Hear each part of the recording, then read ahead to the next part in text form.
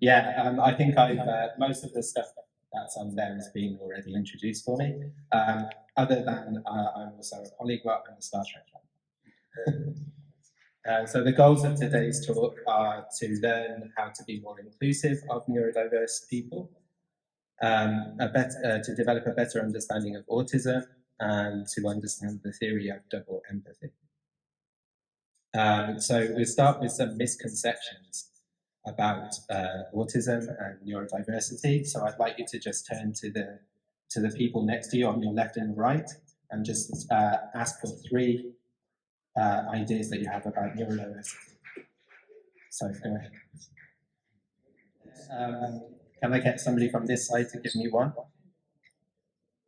Anyone on this side? Yeah. Neurodiverse people might feel misunderstood all the time. Neurodiverse people might feel misunderstood all of the time. Okay. And in the middle?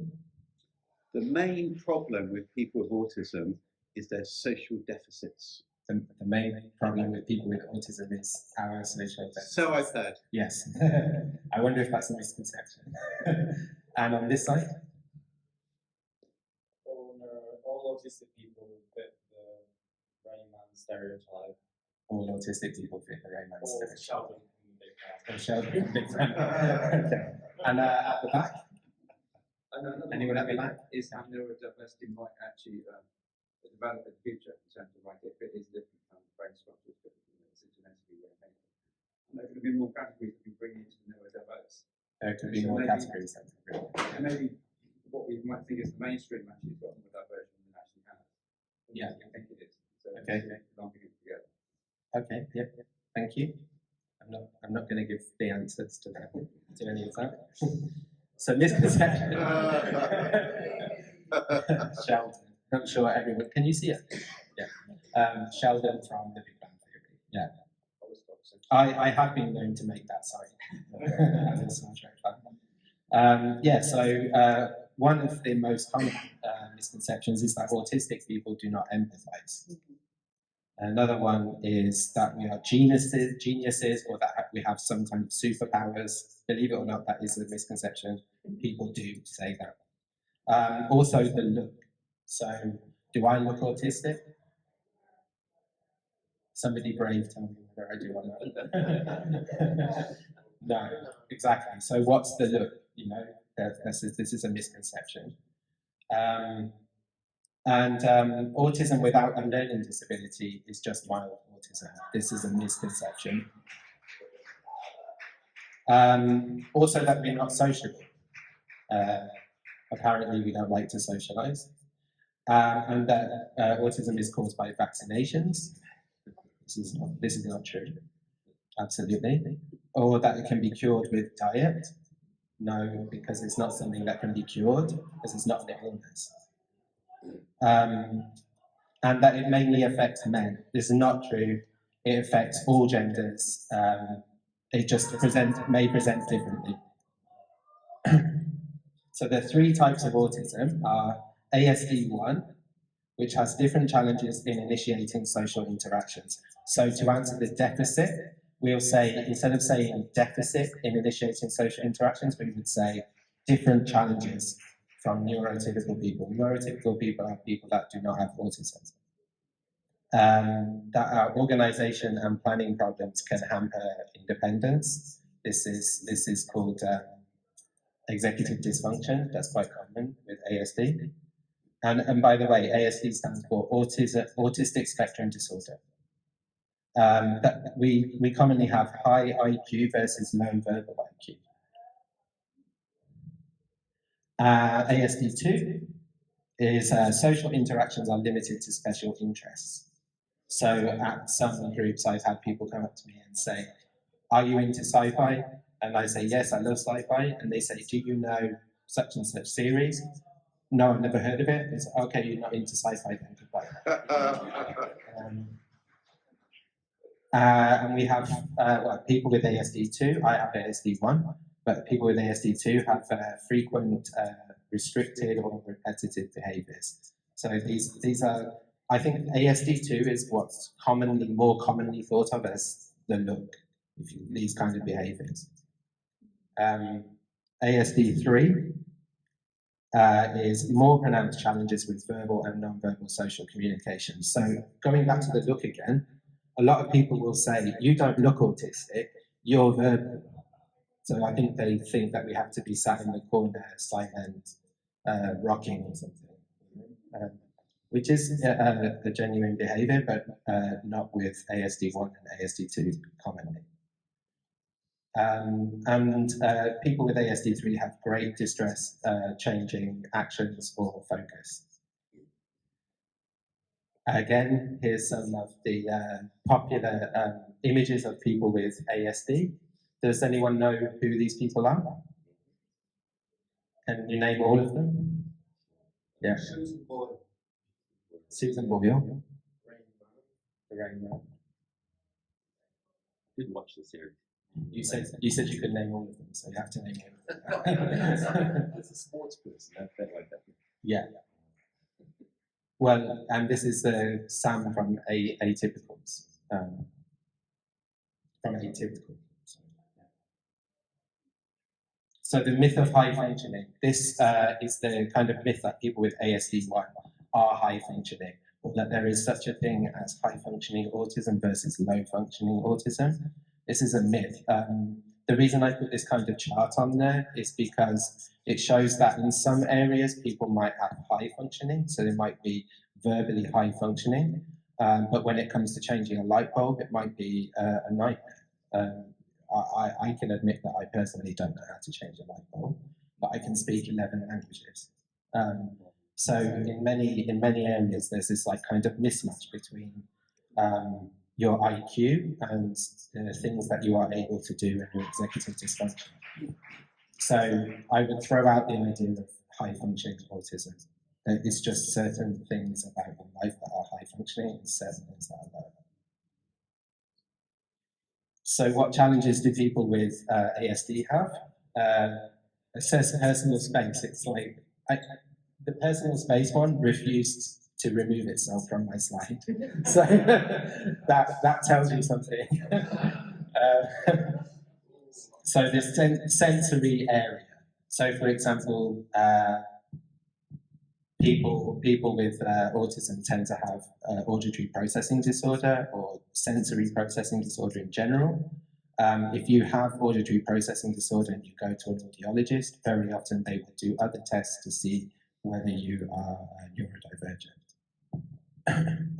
So sometimes with clothing, people find it difficult to wear certain types of clothing, or they might wear the same clothes, or they might have 10 shirts that look exactly the same, just so that you can change into the same clothing every day, or wear exactly the same color every single time, or the fabric might be you know, always the same, and you cannot bear to wear a different fabric. Busy areas in rush hour due to the sensory being overwhelmed sensorially. Rush hour is a nightmare for a lot of people with autism. And by the way, these are typical presentations of autism. It's not that every single autistic person has all of these features. Smells are very, very commonly difficult for people with autism. In a lot of autistic events, they ask that it be scent-free, so no smoking, no vaping, no perfume. That's particularly for people with more difficulties with this. Light and noise, we had bright lights on before, we turned it down and we put low lights on. As soon as I put the low lights on, I had people shouting, "Oh, thank you," because it's just overwhelming. Socially, we have challenges developing friendships with family. Dating is very difficult for everyone, but especially for people with autism. Subsequently, people with autism struggle with loneliness. It's difficult to ascertain boundaries, especially when you're interacting with neurotypical people. But yeah, emotional challenges are quite common. Again, establishing boundaries in terms of emotion. Defining your emotions. Very often people find it difficult to define, are you feeling sad? Are you feeling annoyed? Are you feeling angry? Do you like someone or love them? Do you dislike someone or hate them? It's quite difficult to define what that is. Yeah, special interests and emotions. People get very, very passionate about their special interests, and if somebody doesn't approve of your special interest, that can be very difficult to deal with. Affection is another difficulty. Physical things like sleep hygiene is really, really difficult. For example, knowing when you're hungry. Very often, people with autism don't sort of notice that they're hungry until they feel starving. And this affects your sleep especially, or not knowing that you're tired until you're shattered. Exercise and access to gyms. Well, if you can imagine, because of all the sensory stuff and the physical space and the clothing, it's really hard to access gyms that are inclusive or not challenging for people with autism. Dyspraxia, spatial awareness is really common. Hydration, not knowing that you're thirsty.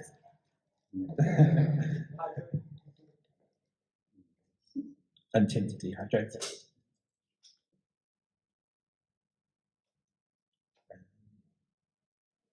I'm clicking. Okay. So the double empathy problem was first thought of by Damien Milton in 2012, who is himself autistic. And it says that most non-autistic people lack understanding and empathy for autistic people, rather than autistic people lack empathy. This is reversing it a little bit, or actually not a little bit, quite a lot. It says that there are bi-directional differences in communication styles across neurotype. There are difficulties across neurotype due to lack of mutual understanding. Does everyone know what I mean by neurotype? So, yeah, so a neurotype is I have autism and you don't, so we have two different neurotypes because autism is neurodevelopmental. So I'm neurodivergent, you are, for example, neurotypical. Yeah. So we lack mutual understanding rather than the autistic person doesn't understand, or vice versa.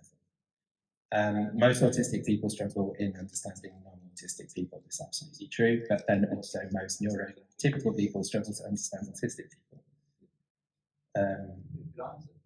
Sorry? So is only autistics considered to be neurodiverse, or the other groups? No. You asked if only autistic people are neurodiverse. Is that what you asked? Did you ask if only So yeah. Definition of neurodiversity. Yeah, neurodiversity includes ADHD, dyspraxia, dyslexia, sometimes bipolar disorder. But we tend to say in the autistic community, we tend to say neurodivergent or neurodiversity to refer to autism. So the double empathy problem also places an emphasis on the interactional space rather than on the autistic individual as a site of any disabling problems in the social domain. So that's basically saying that it's when we interact with others that's when the disability is present rather than we have a disability. This is the social model rather than the disability model. So is anyone familiar with the social model versus the disability model? Yeah? No? Okay, so if you're walking for a job interview, sorry to be so capitalism focused, if you walk in for a job interview and it's on the 6th floor and the receptionist, and you're in a wheelchair, and the receptionist says, oh, sorry, the lift is out of order. Because of your disability, we can't have your interview today. That would be the disability model. Whereas the social model would say, oh, I'm really sorry, the lift is out of order. We will bring someone down to conduct your interview in the lobby, for example. That would be the social model. So it says that the problem is not the person in the wheelchair, it's the building. So society is the disabling factor, not the person. This basically means there's a mismatch of salience across neurotypes. So as an autistic person, I might fail to place importance on my interlocutor, on the person I'm speaking to, and they might fail to place importance on me and my needs, vice versa. This is double empathy is well supported and accounted for in the autistic community also. And recent studies show that most autistic individuals are able to socialize, communicate effectively, empathize well, and display social reciprocity with most other autistic individuals. Very often in the group that I run, people will discuss the topic and everyone in the room is nodding.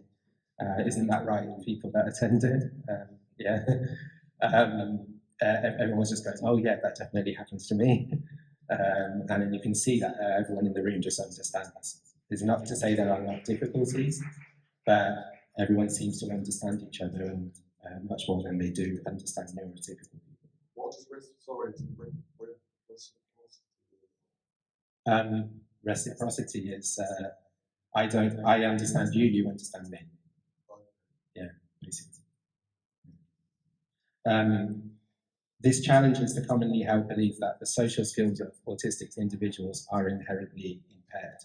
So if a group of autistic people have no problems between them, compared to what they do with neurotypical people, this would kind of say that we don't actually have social problems. The problems are in the interactional space with neurotypical people. So basically, both parties struggle to understand each other's neurotype, is the takeaway from that. The neurodivergent person struggles to overcome misconceptions about neurotypical people. They misunderstand their communication styles. They struggle to read between the lines, especially implied language. Autistic people don't do implied language very well. So if you say to somebody, I'm annoyed with you about what you just said, and they turn around and said, I don't like that you're angry with me, that can cause a lot of problems in communication because they never said that they were angry with you. They said they were annoyed. There's a big difference. We struggle to manage sensory distractions, like clapping in the next room. And the neurotypical person fails to recognize or understand autism. And this is an important point actually, because it is kind of bi-directional. But neurodiverse people live among neurotypical people all the time.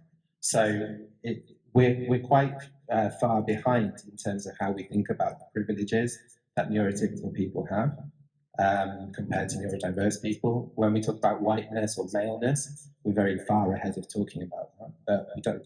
People tend to fail to recognize their privilege when it comes to being neurotypical. We also, the neurotypical people, sorry, not we, struggle and misunderstand the communication style of autistic people. They struggle to form positive first impressions. Imagine that you were walking up to somebody and they asked you, do you like sci-fi? You said, yes. Then they said, name your top 10. And you struggle to name the top 10 sci-fi series, and then they just walk away because you don't really like sci-fi, you know. So you would struggle to form a positive first impression of that person. But an autistic person would understand that that person has different social functioning, and they wouldn't be offended by that. And neurotypical people struggle to imagine autistic sensory difficulties. Yeah. So, common issues faced with neurotypicals. We have in our group before held sessions where we literally sat down and discussed the diagnostic criteria for neurotypical disorder. And everyone loved it. And one of the big things that people always said was, why do they insist on saying things the way they do? Why do I have to ask my boss if he's having a good day? You know, things like this. Why, you know, if somebody asks me, are you okay? And I'm really tired, why can I not say I'm really tired? If they want me to ask them a question back, why can't they say, and me? You know, like, for example. So, scenario one, I would like you to look at what's happened here. And once we've read it all out, you will again be talking to the person next to you. And you will be discussing what happened, what was the problem. So this is real. This was me in class, age 8, sitting at my desk, looking forward to learning about volcanoes, which I was obsessed with as an 8-year-old. Because my mum is from Sicily and there's Mount Etna and blah, blah, blah. And my mum always tells people about this, and she loves to bring it up as, how did I not notice he was autistic? So the teacher said, Martyn, are you okay there? I said, yes, miss, thank you, miss. Teacher said, are you sure, Martyn? I said, yes, miss. The teacher said, where is your pen and notepad? I said, in my bag, miss. She said, what are they doing in your bag, Martyn? I said, probably not moving, miss. Teacher said, go to the headmaster, Martyn. Me, why, miss? Just go and tell him what you just did. You're so innocent. So please turn to the person I want you to be in groups of 3. Try not, you can, that's fine. In groups of 3 and answer the questions on the left. What happened here and what was the problem?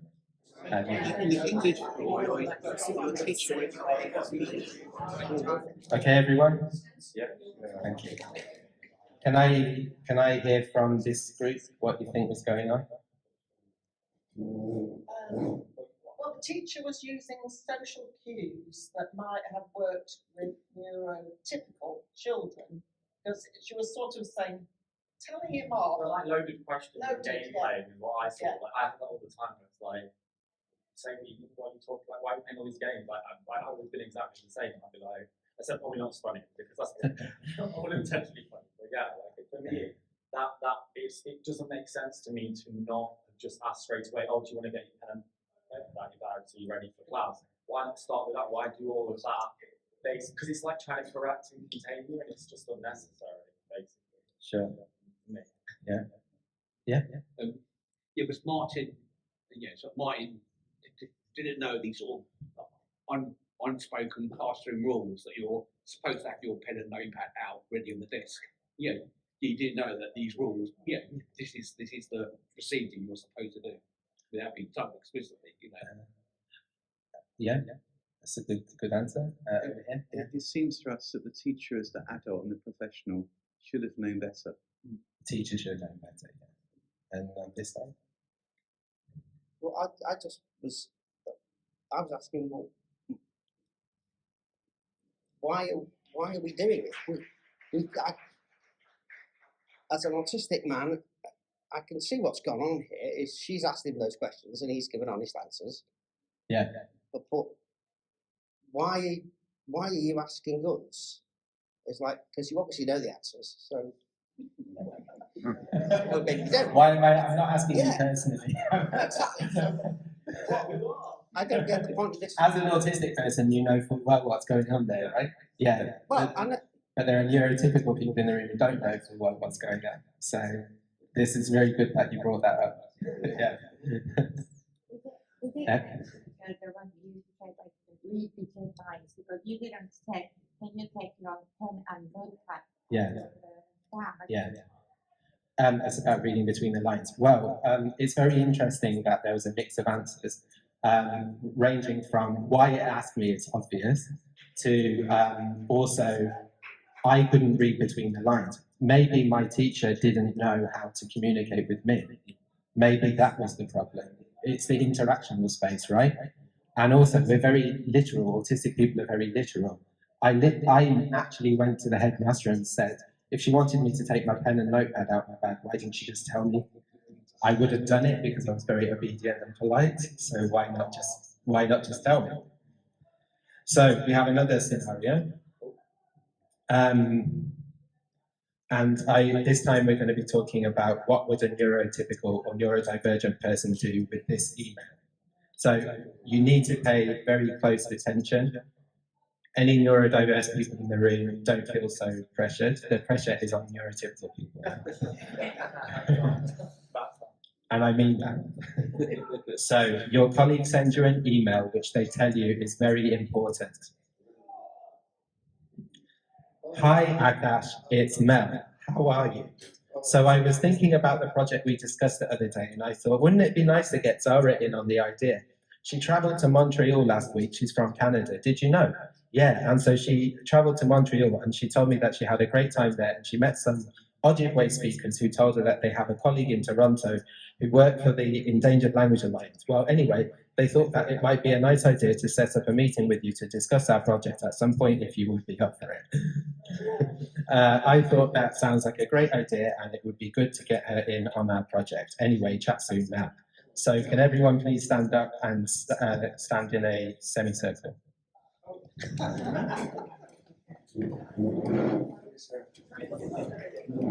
We need to expand it out. One semicircle. One big semicircle.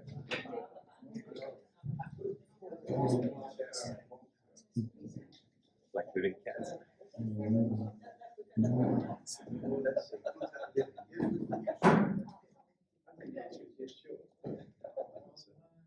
Okay, how many people? Is anyone really good at counting? Oh gosh. I did a head count, 25. 25. So, Including you. okay. So I need 5. You need to be in, it will be in groups of 5. And you need to turn to the person to your right. Yes. And you need to tell them all of the important information that they need to be able to respond to the email. So you can only speak to the person on your right. You cannot speak to anybody else. Do we wait to hear from the And person on the left? you have to wait to hear from the person on the left. And every 5th person is the person who has to respond to the email. So once you get your information, you need to come away from everybody else and do not talk to anybody outside of when they're giving you the information. Okay? So does that make sense? Who said no? Okay. So it will start on this side, and so it will be 1, 2, 3, 4, 5. 1, 2, 3, 4, 5. 1, 2, 3, 4, 5. 1, 2, 3, 4, 5, and then 2 surface people. Actually, if one of you come to that side, and you can both, you have an advantage. The first group and the last group have an advantage, so you have 2 number 5s. Okay, so go ahead and only speak to the person to that side. Yes. So you are telling all of the important information from that email to the person next to you, and then they will tell to the next person. And do not talk unless you are giving information. Okay, go ahead. And number 5 has to leave. Number 5 has to leave. Yeah, once they get the information. Are you interested in helping? The answer is yes.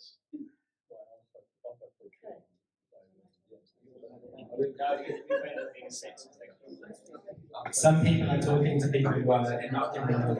That is not what you have to do. It's part of the point actually. It's meant to be confusing.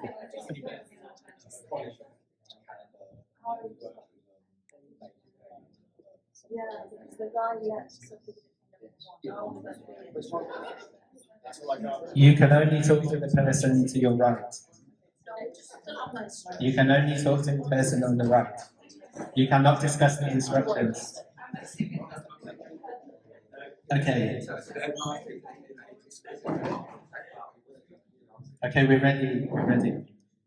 Can you please tell each other in front of everybody else and tell everyone what you need to do to respond to the email? What information do you need to respond to the email?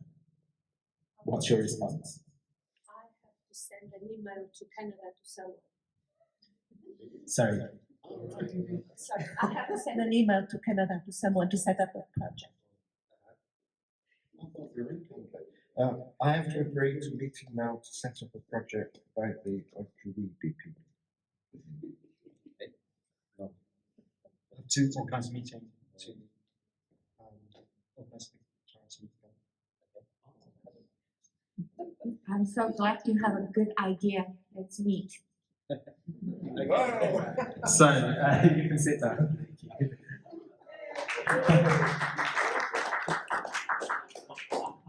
So let's just see if those responses tie up with what was in the email.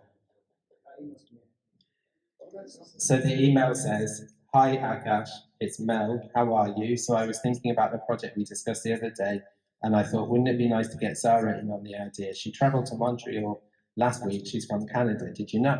Yeah, and so she travelled to blah, blah, blah, blah, blah, blah, blah, blah, blah. So what does the person receiving the email need to know? Is it the information you got? No? Okay, and what do people think was the problem there in that whole exercise? Too much information. Too much information? What else? Interpretation. The Was wrong there sort any of other issues? information. Sorry? The wrong sort of information. Wrong source of information. What about the whole process of giving the information? A lot of irrelevant information, yeah? Yeah? I thought the person, Mel, sending this, has already decided that Zara is a good person to join the team, and it's not really asking whether it's a good idea. I mean, it's always like saying, well, this person joined the team. So I think once, and then and that says, okay, well, set up the meeting and arrange a suitable time and day. The meeting's going to happen. And how was the process of passing that information on and understanding what you needed to do? What were some difficulties then? It was overwhelming. Overwhelming. Was it a good environment to give that information? To understand it? Made it worse, yeah, exactly. It was confusing, right? Yeah, and you have to remember all of that information. Well, so that is an insight into what it's like trying to receive information as an autistic person. That's what it's like all the time, trying to process information and dealing with the sensory distractions and somebody not giving you clear instructions and telling you, well, you should be doing it better. Why are you talking? You're not supposed to be talking if you're not number 5 or whatever. That's what it's like for people. So if you want to be more inclusive, I would be more direct and give more clear instructions, and basically that's an insight into that. So, we already did. Okay, so I think now it's time for break. There is a lot of evidence that neurodiverse people are likely to be LGBT or queer. I think it's 8 times more likely to be trans, 7 or 3 times more likely to be gay or lesbian or bisexual. And there are many reasons for that. I think if you grow up knowing that you're different, you have to kind of do internal work to understand that you're different. And then by the time you're a teenager, you're already very aware of the fact that you don't necessarily fit in with your peers. So it's easier for you to question your gender or sexuality. Thanks.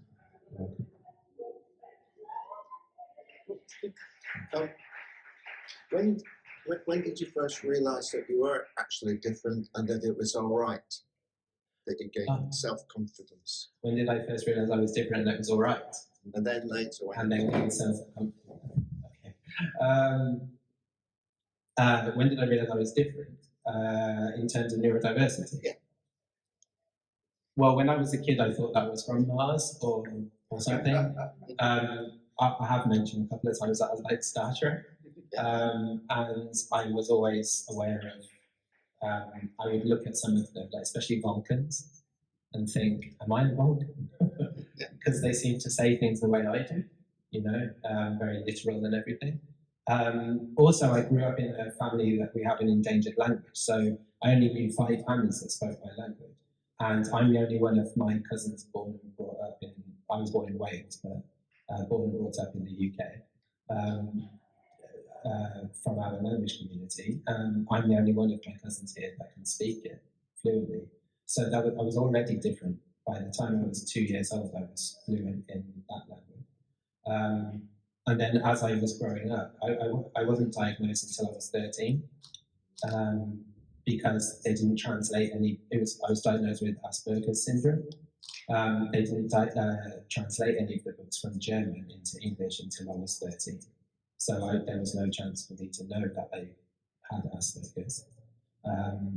And so I was aware of it already by then, but I didn't have the language for it. And it wasn't until my 20s, actually, and then up until my late 20s, when I worked in community development. I still do work in community development, but when I started working in community development, that I understood kind of these issues and how being a neurodiverse member of a minority, neurodevelopmental minority, was okay. And not just okay, but actually something to be confident about. And I think that it was a blessing, really, in a non-debility way. Great. Deborah, did you have a question? I thought I saw your hand.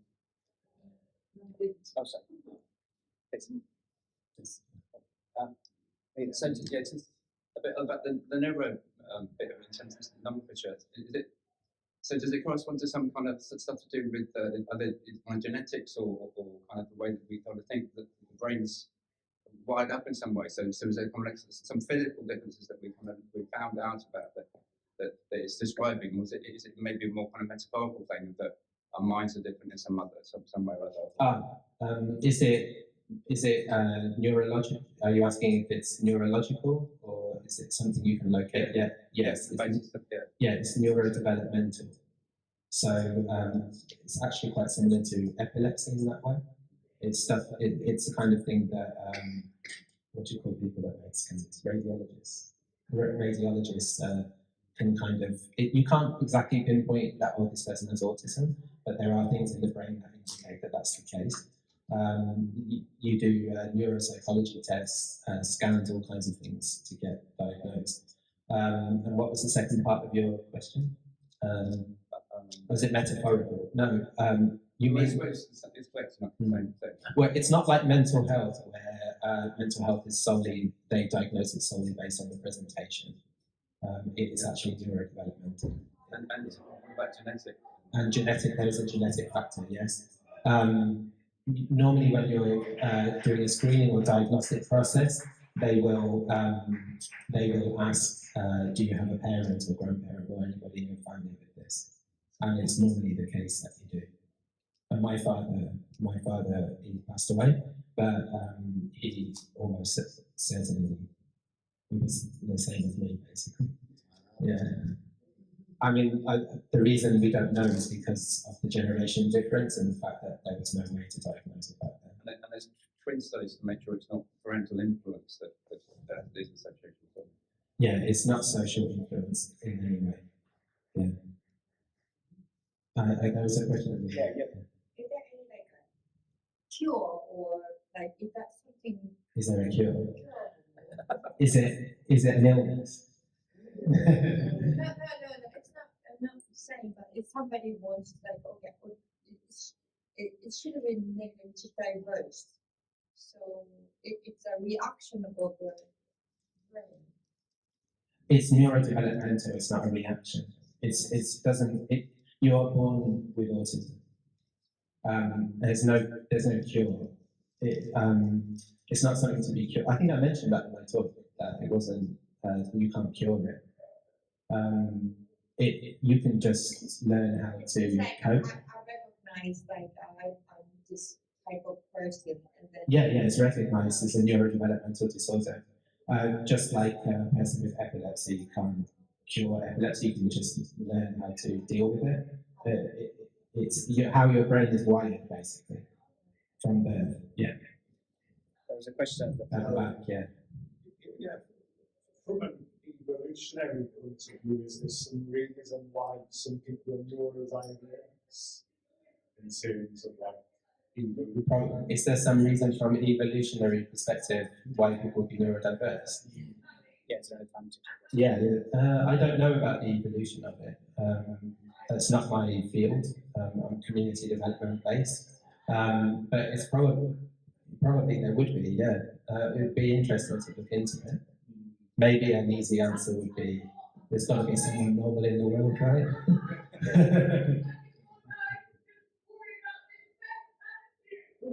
Okay. Do they want to have a question? There's a question over here. Yeah. What should neurotypicals do to have better conversations with neurodiverse? What should neurotypicals do to have better conversations with neurodiverse people? Yeah, that's a very good question. This is part of why the last exercise was about passing on information in the wrong way, basically. Just if someone is autistic, don't make them have to answer everything about autism. I have met people before who turn around to me and say, "Oh, you have autism. So what about blah blah blah blah blah blah blah blah?" And they ask me all these things. Do you still? Do you do this? Do you do that? What it's like if I want to talk about it, I will talk about it. But I don't have to be the spokesperson. I mean, right now I do. But in my social life, I don't have to be the spokesperson for autism. I am allowed to just be myself. But some of the things that you can do is, I would say, more practical. Just be direct. Show empathy towards the person. Understand that they do empathise with you. So, for example, my mum, I talk to her on video call about once or twice a week, and sometimes she'll say, "Oh, how is your project going?" And then I'll go on about my project for 90 minutes, and then afterwards I go, "Oh, are you okay, Mum?" and she'll say, "Don't worry about it. You don't have to ask me. I know that you care that I'm okay." If an autistic person doesn't ask you if you're okay, it doesn't mean that they don't empathise with you. They do want to know that you're okay, but they assume that you're okay because you seem okay. If you weren't okay, you should just say you're not okay. Like with my teacher at school, if you wanted me to take my notepad out, just tell me to get my notepad out. Autistic people will not be offended if you say, "Ask if I'm okay." Does anyone? Does that resonate with people? Yeah. Does that answer your question? Yes. Yeah. Well, aren't these rules quite good, just general? Aren't these quite general? So your email example, you might not know when you're communicating with someone on email. Can you use mine? Sorry. When you're so your email example, if you're communicating with someone on email, you may not know the person at all. So do you think these rules that you mentioned, be direct, be clear, show empathy, are they not just pretty good rules for communicating with anyone? Yes. Yes.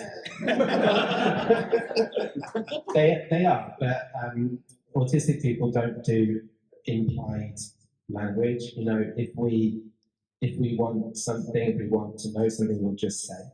Yeah. And we can't follow. It's really hard to follow. Like people, there's this thing that people do. Very neurotypical people do it a lot, which is say, "Oh, I was speaking to such and such who told me that such and such said," and then they said, "Oh, Maria, what do you think of this?" Or I said, "Oh, Jane, it's okay." It's like I'm lost. Like who's talking to who? Just tell me what you want to tell me. But also like we are well aware of the fact that we are a minority in terms of communication style. So it's not. Funnily enough, actually, a friend of mine, he went to Israel for the first time, maybe 6 years ago, and he said, "I felt like I was just talking to you because everyone was so direct." And it's true. And there's a book called Drama Queen. I think it's written by Sarah Gibbs, and she talks about coming from an Israeli family and being autistic and how you couldn't really tell that she was autistic. She was just Israeli. But yeah, this is yeah. And also, hang on a second, be patient because we do. Although we can't pay attention very well to people talking in circles, we don't necessarily talk in a linear way. It's a mismatch, actually. Yeah. There's a question at the back of the room. Yeah. Do you think assumption culture is quite a big issue? Do you think that people are just clearer, like what you're saying, a bit more patient, and just seeking clarity will cut through it a lot quicker, regardless of who you are or what you how you define yourself? Yeah. Did everyone hear the question? No. Can you say it again? Do you think assumption-based culture is just people's lack of patience generally with each other is quite problematic and just stuff moves all around? Is assumption-based culture quite problematic? Just assuming that you understand what someone else is at. Yes, I do think it's problematic. Yeah, all around. Yeah. Like people will assume things about what I'm thinking based on based on my behaviour or my intonation. You can't really tell, because I'm calm and not stressed generally at the moment. But sometimes there are intonation differences, and people think, "Oh, that person's angry with me." Oh, I'm not angry with you. I'm just uncomfortable because sensory stuff going on.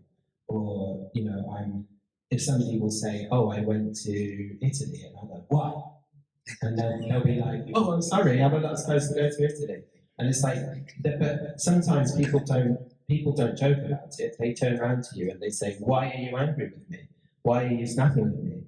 And I don't even know that I'm doing that, So, and then they'll assume that I'm snapping. They'll assume that I'm angry, and they'll label my intonation and think they know what I'm thinking and what my emotions are, and they're wrong most of the time,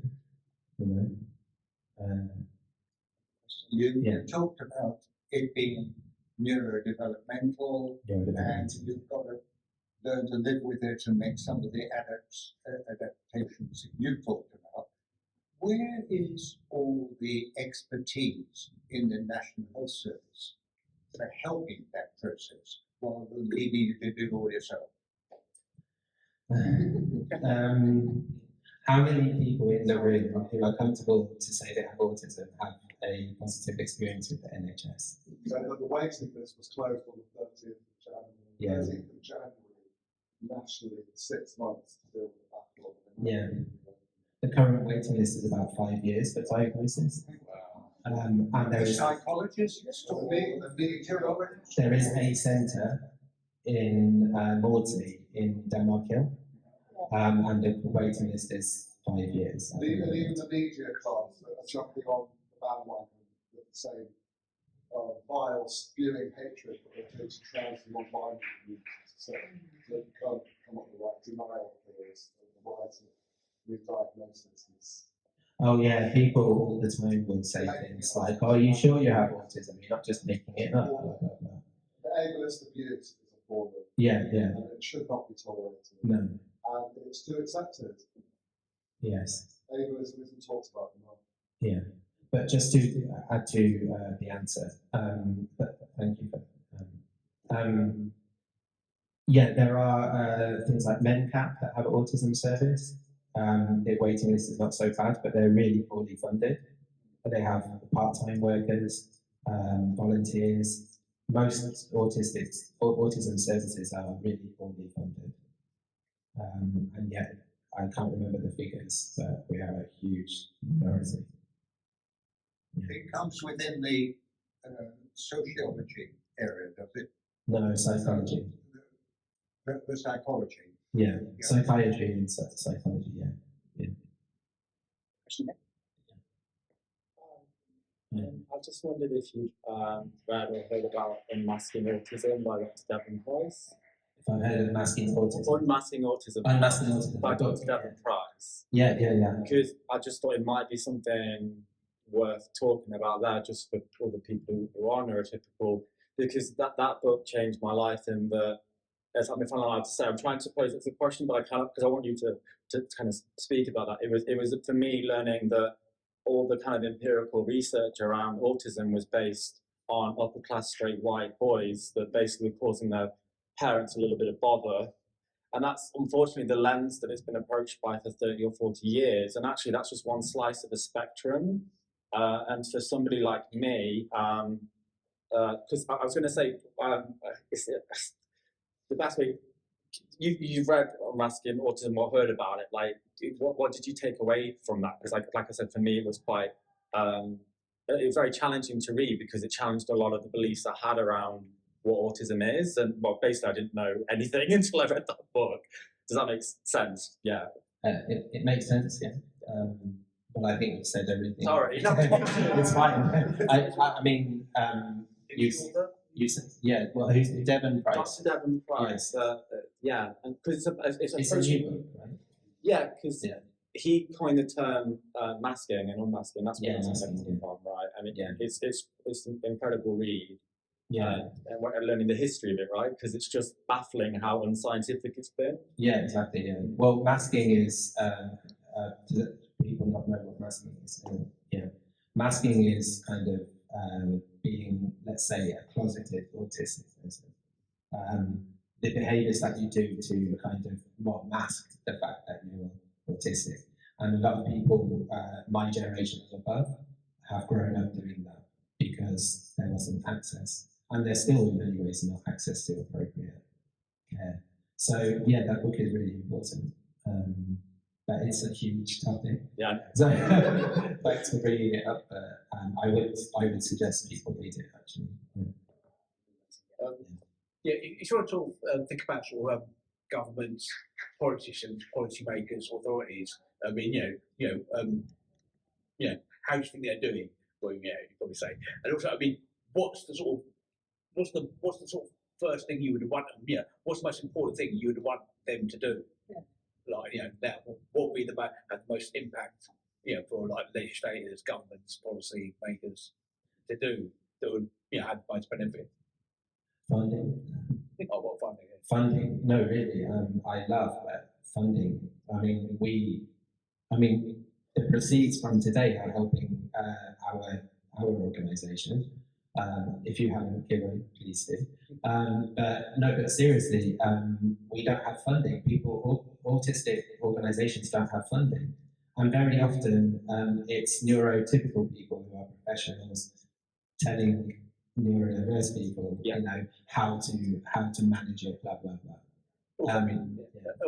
I guess, and it's preferable that funding comes from governments, because even though they don't, because they talk about like lots of, we know that very wealthy people in the world, that it's suggested that these people are autistic because they manage to start businesses, make a whole lot of money, and so they're very wealthy people, but then you don't want to be on the whims of one person funding it, do you? No, the government have a responsibility to protect people with what they label as disabilities. So yes, they should be funding organisations and research. What do you think might be a good idea if wealthy autistic people were to put their hand up? I don't think wealthy autistic people have any duty to fund autistic. I mean, it's a nice idea, but I don't think they have to. No, I think the government have to. Yeah. Do you see any advantages to being neurodivergent? Yes. Absolutely. So many. Our ability to retain specific information, to be literal. If you say to me, why are you angry? Well, I'm not angry. If you just understood that I wasn't, wouldn't the conversation be easier? Like if you ask me, are you falling in love with me? If you're dating, for example, are you falling in love with me yet? No, I'm not. Okay, thank you very much. It helps. I just wish people would talk to me like that. And just be more. We're very honest. We're like autistic people are brutally honest. My mum knows not to ask me if the dress fits properly.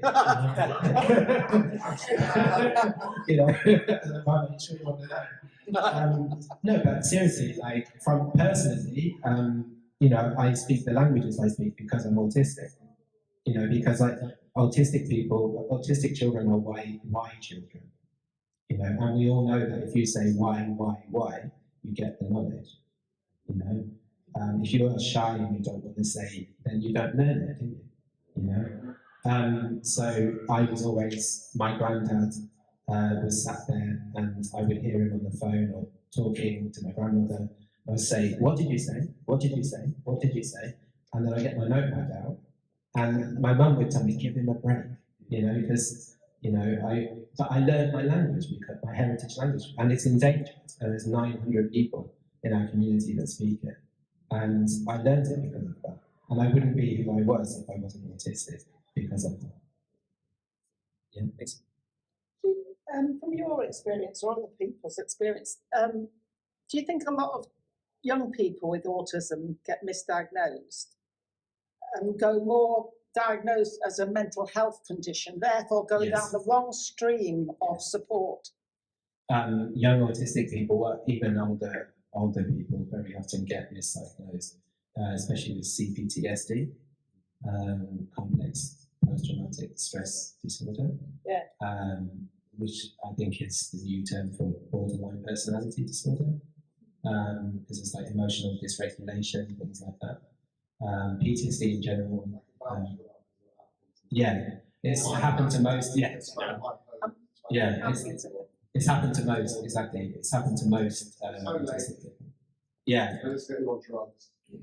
For me, it was really obvious after I read Devon Price's book that the diagnosis of borderline personality disorder was just female presenting autism being missed by doctors that aren't educated enough and up to date enough to see that their understanding of autism is 1% of the spectrum and they're missing 99%. So they were quite happy to say you're challenging and difficult and all of that. But that was, so for me, BPD is just misunderstood autism, 100%. That's been my journey anyway. I mean, it could be a symptom of being misdiagnosed because I often find that like talking about myself for 17 years, I've had therapy and stuff like that, but it's been for the wrong thing, and I've tried to explain that how damaging that's been, because a mental illness is just when you misinterpret yourself. So if the doctors are misinterpreting you, you think that that's the truth, and actually it's a misinterpretation of yourself. So it actually develops. Another one is bipolar disorder. A lot of people have that, and they call it comorbidities as well. So they'll say, "Oh, you have bipolar disorder, borderline personality disorder, complex personality, blah blah blah," and autism, and ADHD. It's another level of state use, really. Yeah, I mean, it's all very complicated, and it's another huge topic. But the answer is yes. And potentially damaging to those. Damaging. There's another question. It's okay. It just made it more about which kind of linguistic community, or maybe I don't know in terms of Israeli, in terms of like it's because it's getting more command language, and it's easier to, in a sense, easier for autistic people to be in that linguistic community because then people are much more straightforward. I presume there's a spread of them. There's some languages that are much more difficult than others, or at least linguistic communities. Has people done much research about what kind of communities they haven't. But there is obviously research on autistic language, yes, how autistic people use language. But I don't think it's as simple as which language community is easier for autistic people. I know that, for example, things like being histrionic, quote unquote, in the diagnostic statistic manual, whichever number, they don't diagnose Italians with that.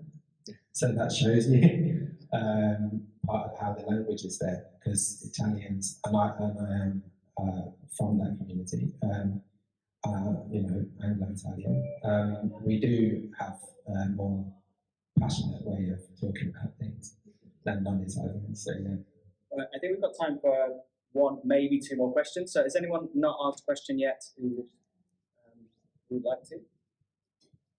What's happening?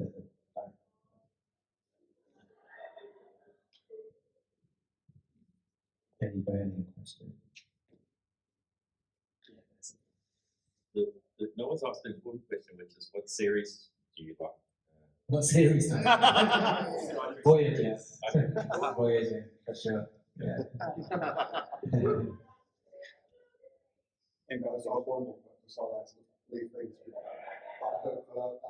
Please. Element. How do you think the current generation or even next generations of Star Trek writers will grow up, or what experience do you think they'll have? How hopeful do you think it is for the next generation? Well, we are seeing generations below my age. I'm 42, and we are seeing people below my generation who are growing up knowing that they were autistic from a very early age. There are now TV series, which some are better than others, but quite often, I think Atypical, for example, people might disagree with me, but I think it presents quite a good, realistic image. And it's a guy, quote unquote, normal, it's just a regular guy with autism that has certain difficulties. And I think that a lot of young people are growing up seeing positive images of autism now. And I know that a lot of people are talking about it, wearing noise cancelling headphones is kind of normal nowadays. People don't point at you and go, why are you doing that? But I grew up with people finding it weird. You see it everywhere now, you know. So I think it's positive that we're talking about it a lot more nowadays. Yeah. Does that answer your question? Yeah. If I may just have one last quick question. It was noticeable to me when you had your personal example, the response was just very rational. And I think in our group, everyone just said, yeah, you're just giving a rational answer to a straightforward question. Given that we're the humanist group here, and quite a few people are asking during the break, inquiring about humanism a bit, do you see quite a bit of a crossover between people who are neurodiverse with being more likely to be rationalists and therefore more likely to be perhaps on the humanist side of things? And also, just to tie back to the introduction, because there were some questions about humanism, would you like to maybe just give a quick 1 minute overview of what is humanistic Judaism? So I think that's quite a new term for people. What was the first question? I wrote my own rule. Yeah. Do you see an overlap with the atheist humanist community? Rationalism is, we are very specific. We like to get to the root of things. So for anyone growing up in a religious environment, like I did, we question everything, and we're very rational about it. And I started by looking at things about the Messiah, and there can't possibly be a Messiah because we don't live in an age of peace, and things like this, and that just kind of go in a rabbit hole. And then you end up a humanist. No, I think it's really common, there's a rationalism and ties in with digging deep into everything and asking and the whys of everything. And what is humanistic Judaism? Yes. Humanistic Judaism is a non-theistic response to Jewish culture and practice that basically says you can do Judaism without God. And it's quite a big movement in the USA, Australia, Canada, smaller in this country, also in Israel. And basically it's like, well, a day of rest, you can do that. And you can do it traditionally, or you can do it however you want. But having a day of rest is, I think, non-humanistic about it, and having a festival, Yom Kippur, where you have spent the last week or so self-observing and figuring out whether you need to forgive people or apologize for things, and then having a day where you just basically celebrate forgiveness and all of this kind of stuff, and Passover, the deliverance from slavery and all of that. All of these things can be applied to modern things as well. So, I mean, that's a huge question. Which I couldn't give a talk about. We'll save that one for next time, but we'll continue the discussion at the pub. So please thank Martyn for joining us.